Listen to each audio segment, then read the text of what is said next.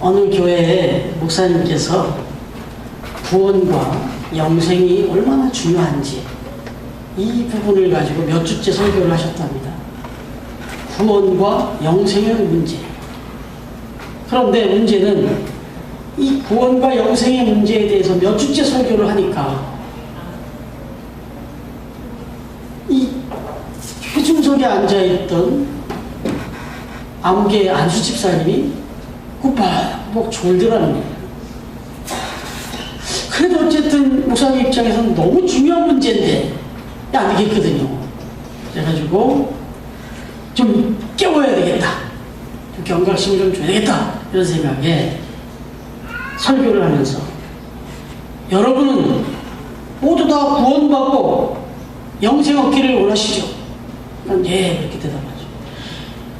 구원을 받고 영생을 얻고 하늘나라에 가기를 원하시는 분들은 손을 드시죠. 손을 다 들었어요. 근데 안수 집사님은 조심을 하고 손을 못 들고 그냥 졸고 있었어. 그러자 그러면 나는 영생과 구원에 관심 없고 그냥 길을 쓰고라도 지옥에 가고 싶다는 분이 있으면 일어서세요. 이렇게 하는 거예요. 근데 문제는 앞에 말을 좀 작게 했어요. 구원받고 영생받고 하늘나라에 가고 싶은 사람은 손 들어보세요. 이렇게 하고 손을 다 들어줘. 그리고는 일어서세요. 이제 지옥에 가고 싶은 분 일어서세요. 그랬더니 안수 집사님이 깜짝 놀라고 뻘떡 일어나는 거죠. 그런데 이게 아무리 봐도 분위기가 이상하잖아요. 목사님이 집사님 지금 집사님께서 일어서신 이유가 무엇인지 아십니까? 라고 이렇게 물은 거예요. 가만히 둘러보니까 이게 참 민망하잖아요. 머리를 극적거리면서 목사님 제가 지금 일어난 이유가 무엇인지는 제가 잘 모르겠지만 지금 보니까 그래도 저만 서 있지 않고 목사님도 같이 서 있는 거 보니까 좋은 일은 좋은 일인 것 같습니다. 이렇게 이야기를 했다는 거죠. 지금 이렇게 웃으셨을 거예요. 이렇게 박장대소가 되지 않았겠나. 여러분 중요한 것은 오늘 전하려고 하는 말씀이 구원과 영생에 관한 문제입니다. 그래서 미리 말씀을 제가 드린 거예요. 조지 마시라고. 여러분 구원, 영생 이거 무지하게 중요한 문제잖아요. 그런데 설교 시간에 이런 얘기하면 왠지 좀 먼 나라 얘기 같고 한참 후의 얘기 같습니다. 그리고 또 그거는 처음 세례받을 때 다 한번 다 거친 문제 아닙니까? 신앙의 기본 아닙니까? 기초 아닙니까? 이렇게 생각하기가 쉽다 이거죠. 그래서 구원의 얘기가 나오고 영생 얘기가 나오면 이거는 이제 내가 다 아는 얘기고 아니 이건 좀 먼 얘기니까 하고 이제 졸음 모드로 딴 생각 모드로 이렇게 들어갈 수 있다. 제가 사전에 이걸 좀 차단하고 싶어서 말씀을 드렸습니다. 여러분 오늘 본문 말씀에 보니까 어느 날 그것도 밤중이었어요. 영원과 영생과 구원에 관한 이 관심을 가지고 예수님을 찾아온 사람이 있었습니다. 그 사람은 바리새인으로서 유대인의 관원으로서 배운 것도 많고 아는 것도 많고 또 나름 신분상 가진 것도 많았던 사람이었습니다. 부족할 게 없는 사람이었습니다. 그러나 정작 그 안에 갈증이 있었습니다. 나름 정말 모든 걸 다 갖춘 그런 사람이다 했지만 참 궁금한 게 있었던 거예요. 채워지지 않는 것이 있었던 거예요. 바꿔 말하면 영적으로는 좀 무지했던 사람이었다 이거죠. 그 사람이 바로 니고데모라고 하는 사람이었습니다. 바로 이 니고데모가 찾아와서 주님께 질문한 이 질문을 통해서 예수님께서는 니고데모뿐만 아니라 거기 모인 제자들 그리고 우리 모두에게 중요한 음성을 들려주고 계시다 하는 겁니다. 먼저 생각해 보십시다. 주님께서 이 니고데모에게 하신 말씀, 오늘 말씀 보니까 거듭나야 된다. 구원의 문제, 영생의 문제를 물을 때 거듭나야 된다 이렇게 말씀했어요. 오늘 3절 말씀을 다시 한번 같이 읽어볼까요? 시작. 예수께서 대답하여 이르시되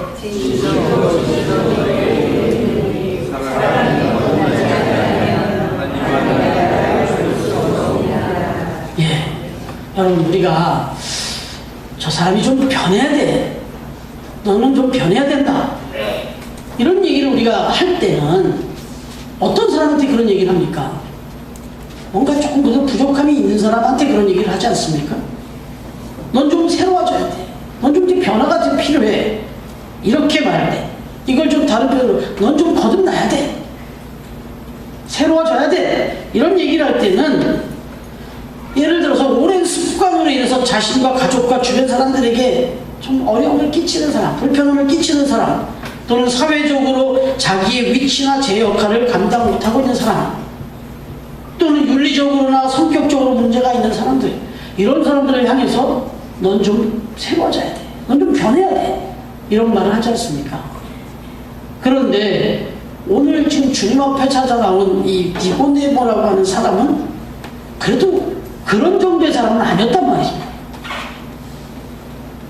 어쩌면 당신은 좀 거듭나야 됩니다, 좀 변해야 됩니다 라고 이런 얘기를 했을 때 이 니고데모도 받아들이기 어려웠을 거예요.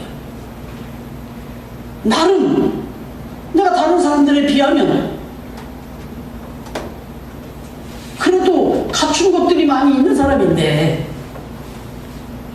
그래도 좀 비교적 온전한 사람이라 이렇게 생각할 수 있는데, 그래서 또 더 영적인 관심을 갖고 하나님 주님 앞에 찾아 나왔더니 변해야 된다, 이런 투로 말씀을 하시니, 바리새파, 당시의 바리새파 사람들 그러면 좀 외식적인 것이 강해서 문제가 된 건 맞습니다만은, 그래도 하나님의 율법과 하나님의 말씀에 붙들림 받아서 그렇게 철저히 살아보겠다고 삶을 구별하고 살아갔던 사람들이었습니다. 율법대로 살겠다고 작정하고 나선 사람들이 바리새파 사람들이었습니다. 그래서 윤리적인 면이나 도덕적인 면이나 율법적으로 그래도 좀 우쭐할 만한 그런 사람들이었다 하는 것입니다. 거기다가 이건 그 사람의 직업이 관원이었습니다. 이스라엘의 정치제도 중에는 사내드린 공회라고 하는 것이 있었잖아요. 여기에는 70명의 대표들이 모여서 그 이스라엘의 모든 정치적인 일들을 의논하고 결정하는 그런 기구였습니다. 거기에 회원이었단 말이에요. 뭐 조금 성격은 다르겠습니다만 어찌됐든 마치 국회의원 같은 그런 좀 어깨에 힘 좀 들어갈 만한 그런 위치였단 말이죠. 그러니 지식도 지혜도 좀 겸비했고, 또 어느 정도 귀족에 부족함이 없는 사람이었고, 말씀드린 대로 도덕적으로나 윤리적으로나 사회적으로 사람들의 부러움을 받고 또 뭐 좀 존경도 받을 만한 그런 사람이었단 말이죠. 더군다나 오랫동안 하나님을 믿었던 사람이에요. 누가 봐도 저 사람은 하나님 나라의 천국의 자리 하나 정도는 확보되어 있을 만한 사람이다, 자기 스스로도 그렇게 생각할 만한 그런 사람이 니고데모였단 말이죠. 그런데 그런 니고데모가 밤중에 찾아왔는데, 너는 거듭나야 된다, 너는 바뀌어야 된다, 너는 변해야 된다, 이런 말씀을 했으니 어떻게 받아들였을까요? 그러면 주님은 과연 니고데모에게 뭘 변화라는 거였을까요? 뭐 어떻게 거듭나라는 뜻이었을까요? 오늘 니고데모의 이 변화의 가장 중요한 그 요소가 되어져야 할 것이 있었다면 그것은 바로 영적인 것보다 표적에, 이 육적인 것에 더 관심이 많았던 사람이었다라고 하는 것입니다. 지난주에 나눴던 말씀의 맥락과 이어지는 거예요. 지난주에 우리가 신앙의 아주 본질적인 근본적인 문을 한번 우리가 나눴지 않습니까? 표적을 보고 따르는 자들의 그 믿음을 주님께서 믿지 않았다. 그래서 진짜 믿음은 사랑의 믿음이다, 이런 이야기를 드렸는데, 오늘 강조하고 있는 믿음은 한 단계 조금 더 이렇게 개별적으로 찾아왔으니까 주님께서 조금 더 심도 있는 말씀을 주시는데, 영적인 믿음이어야 된다라고 말씀하고 있는 겁니다. 여러분, 2장에서 우리가 묵상한 대로 주님께서는 기적들을 행하셨습니다. 특별히 가나의 혼인잔치에서 물로 포도주를 만들어주시는 이런 특별한 이적을 베푸셨습니다. 그리고 예루살렘에서는 영적인 권위를 가지고 그야말로 성전을 정화시키는 정말 특별한 권위를 보여주셨습니다. 그러면서 예수님의 그 표적과 그 권위를 보면서, 능력을 보면서 많은 사람들이 예수를 믿겠다고 찾아왔었는데, 점잖은 체면에 그 앞에서는 못하고 니고데모는 사람들이 다 흩어진 밤중에 찾아온 거예요. 조금만 모양만 다를 뿐 역시 나도 당신을 믿겠다, 이런 얘기 아니겠어요? 나도 당신의 그 표적과 권위를 보고 끌렸다 이거예요. 그래서 나도 당신을 한번 믿고 싶다는 그런 믿음의 표현이었던 겁니다. 역시 니고데모 역시 보이는 현상에 대한 믿음을 표현한 거였어요. 그래서 당신을 통해서 나의 이 영적인, 나의 이 영적인 갈급함을 해결받고 싶다, 자기 기대를 표현했던 겁니다. 그런데 주님은 말씀하십니다. 거듭나야 된다. 바꿔 말하면 그 육적인 이 표적에 흘린 너의 그 관심을 바꾸어서 영적인 관심으로 바꿔야 된다. 영적인 것에 대한 관심을 가져야 된다. 이렇게 말한 거죠. 여러분 어떻습니까? 우리가 처음에는 선교가 막 시작되어지는 초대교회들, 우리 대한민국도 마찬가지고 저 2000년 전 초대교회 때도 마찬가지고, 지금 복음이 막 들어가서 이제 막 교회가 생기고 거듭나는 역사들이 일어나는 그런 초대교회들은 지금도 표적들이 많이 일어납니다.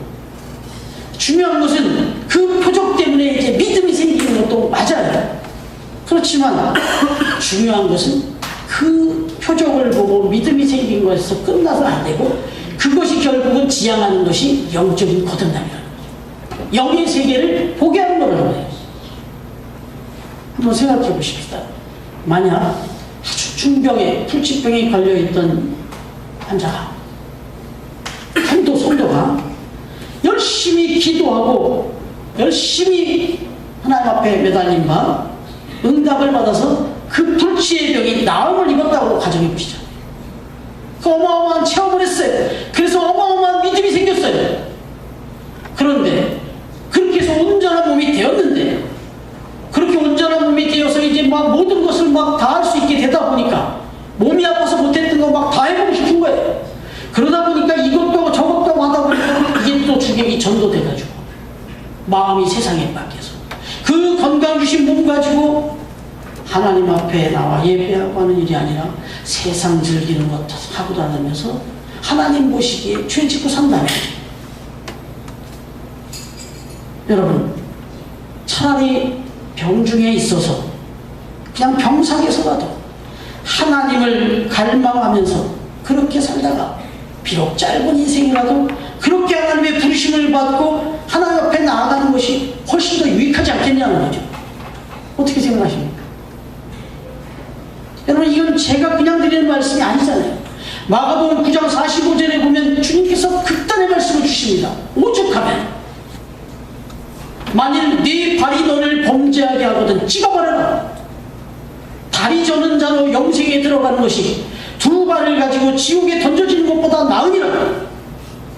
오죽하면 이렇게 말씀하셨겠어요. 오죽하면. 여러분 우리는 표적을 보고 찾아온 니고데모에게 예수님이 하시는 말씀의 의미를 깨달을 수 있습니다. 그런 표적으로 인한 믿음을 버리고 표적을 능히 행하시고도 남음이 있는 그 주님 자신에 대한 믿음을 가져야 된다. 이 믿음으로 거듭나야 된다. 이렇게 말씀하고 있는 겁니다. 그래야만 믿음이 영생으로 인도하는 참 믿음이 된다. 이렇게 말씀하고 있는 거예요. 하나님 오늘 이 아침 우리에게도 이와 같은 참 믿음의 거듭남이 있기를 축원합니다. 여러분 오늘 니고데모에게 지금 하나 주님께서 말씀하시는 거듭나야 된다라고 하는 이 말씀에 조금 이제 실제적인 문제로 들어가면, 자기가 가지고 있던 의, 자기가 가지고 있던 그 지식, 자기가 가지고 있던 그 확신, 자기가 가지고 있던 그 신앙, 자기에게 중심이 되어 있는, 자기에게 포커스가 맞춰져 있는 그 신념과도 같은 신앙, 여기서 거듭나야 된다라고 말씀하고 있는 겁니다. 니고데모는 말씀드린 대로 매우 율법적인 신앙인이었습니다. 유대인의 관원이고 명문 출신의 안식일이요 정말 목숨 걸고 지킬 만한 그런 사람이었습니다. 11조에 철저하게 지킨 사람입니다. 주기적으로 금식도 했던 사람입니다.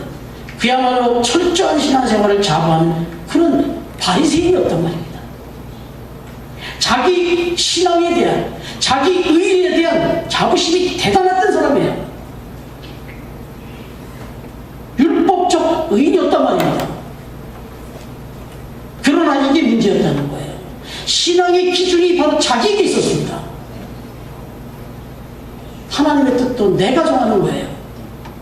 내 경험이 하나님의 뜻인 거예요. 내가 기도해서 내 마음에 참아 하나님의 뜻인 거예요. 여러분, 그러나 이건 문제였던 거예요. 신앙의 기준이 나에게 있었단 말이에요. 오늘 본문에서 예수님이 거듭남에 대해서 설명할 때 결코 이해할 수가 없었어요. 왜? 내 생각과 달랐기 때문에. 내 생각으로 이해가 안 되는 말을 하고 있거든요, 지금. 오직 자기와 자기 의와 자기 지혜를 믿었던 거예요. 자기 믿음을 믿었던 겁니다. 그의 믿음이라고 하는 것은 엄격히 말해서 그 믿음의 대상이 나였어요, 나. 하나님을 믿는다고 해야 돼. 나를 믿고 있었던 거예요. 내 믿음을 믿고 있었던 겁니다. 결단코 그 마음에 하나님을 향한, 하나님을 사랑하는 하나님의 말씀에 대한 전적인 순종이나 헌신 같은 거, 이건 조금 빈점이었어요.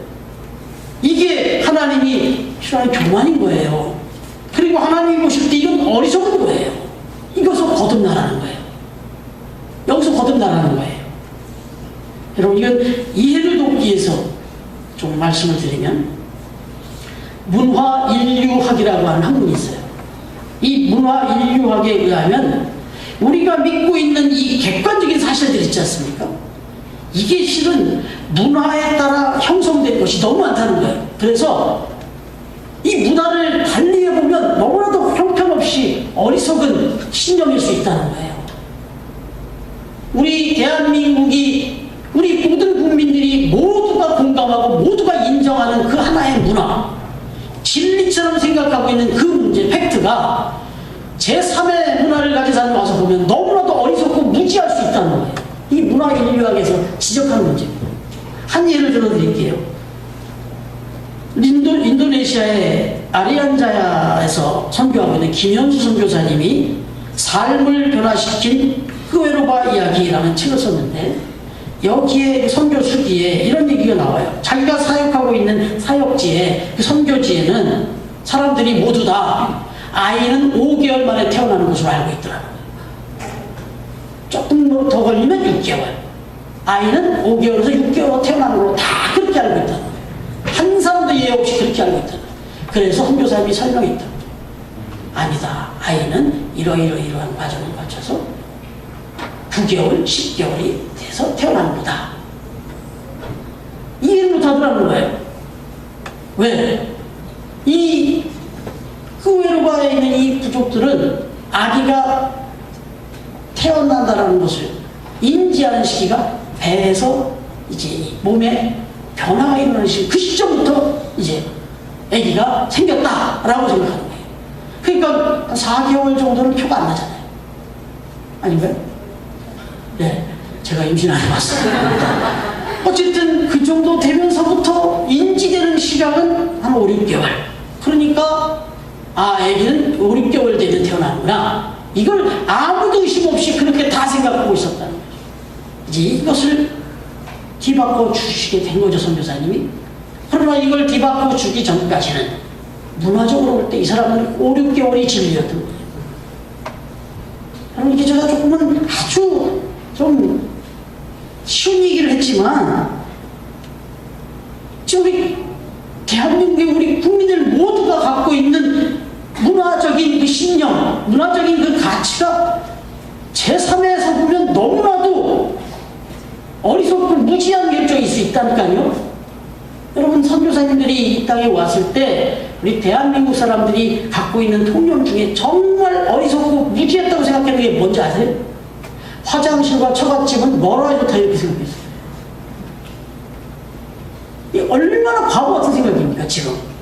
지금은 화장실이 최대한 가까워야 돼. 안방 안에가 데려놨잖아요 지금. 그리고 그게 잘 사는 집이고 그게 정말 좀 자랑하는 집 아니야. 우리 집 화장실 2개라고. 그럼 이거 100여 년 전만 해도 이건 말도 안 되는 얘기. 어떻게 화장실을 안방에다 대놓는 겁니까? 우리가 그렇게 어리석은 사람들이야. 이런 어리석은 의지를 가지고 이런 걸 갖고 믿음이라고 이걸 갖고 우기고 이걸 갖고 거듭나야 된다는 거예요. 예수님께서는 오늘 바리새인 니고데모에게 네가 지금 확신하고 있는 그걸 내려놔라. 그리고 거듭나라. 여러분이 지금 내려내는 건 뭡니까? 주님은 오늘 마치 이러한 모습으로 질문하고 있는 거예요. 니고데모에게 답답한 마음으로 이렇게 말씀합니다. 10절 같이 한번 읽어볼까요? 시작. 예수께서 그에게 대답하여 이르시되 너는 이스라엘의 선생으로서 이러한 것들을 알지 못하느냐? 12절이요. 시작. 내가 땅의 일을 말하여도 너희가 믿지 아니하거든 하물며 하늘의 일을 말하면 어떻게 믿겠느냐? 이건 정말 막 이건 이렇게 읽으시면 안 돼요. 어떻게 믿겠느냐? 이렇게 읽으시면 안 돼요. 감정 읽기라고 하죠. 제가 참 좋아하는 복음서가 가수 중에 원래는 그냥 일반 가수였죠. 시인과 총자 뭐 이런 걸로 나왔는데 하덕규 집사님이 계십니다. 이분이 노래를 하나 불렀는데 이걸 조성모라는 가수가 또 더 공전의 히트를 일으켰는데 가시나무라고 하는 노래입니다. 아마 들어보신 분들 많을걸요? 이게 완전한 복음서입니다. 가사 조금만 읽어드릴게요. 내 속에 내가 너무도 많아 당신의 쉴 곳 없네. 내 속엔 헛된 바램들로 당신의 편할 곳 없네. 내 속엔 내가 어쩔 수 없는 어둠과 내 속엔 내가 이길 수 없는 슬픔들 무성한 가시나무 숲 같네. 이렇게 노래했습니다. 그 어떤 복음성가보다 정말 기가 막힌 찬양입니다. 예수님을 영접했어요. 그러나 여전히 자기의 마음속에 자리를 차지하고 있는 나의 자아와 나의 교만과 나의 모든 욕망들, 이것 때문에 아파하며 부른 노래죠. 여러분의 마음속은 어떻습니까? 오늘 이 아침 혹시 이 니고데모와 같은 심정으로 이 전을 찾아오신 분은 없으십니까? 무언가 나의 만족과 나의 그 기대를 채우기 위해서 오늘 그 내 마음의 이 확신을 더 확신을 찾고 싶어서 오늘 이 예배에 참여해서 말씀을 듣고 계신 분은 없느냐는 거예요. 혹은 나의 의의를 또 오늘도 쌓아가기 위해서, 아니 나의 이 경건한 의로운 신앙생활을 보여주기 위해서 이 시간 예배를 드리고 있는 분은 없느냐 하는 것이죠. 여전히 내 마음속에 내 머릿속에 꽉 차있는 내 관점을 가지고 그 관점에 있는 말씀을 골라서 찾아서 지금 평가해 가면서 필터로 걸러 가시면서 오늘 이 말씀을 듣고 계신 분은 없느냐는 얘기죠. 여러분, 오늘 말씀은 니고데모에게 말씀하시는데 바로 저와 여러분에게 말씀하십니다. 거듭나라. 그 생각, 그 마음을 바꿔라. 아니, 비워라. 욕심도 비우고 경험도 비우고 생각도 비우고 오직 주님을 사랑하는 그 마음으로 한 말씀이라도 주여 말씀하옵소서. 주여 내 뜻과 내 생각은 주님 앞에 쓰레기 같습니다. 다 버리겠습니다. 주님이 주시는 말씀으로 주님이 주시는 뜻으로 온전히 채우겠습니다 하는 이런 순전한 마음, 순전한 믿음으로 그렇게 거듭나라고 오늘 주님은 말씀하고 있다는 얘기죠.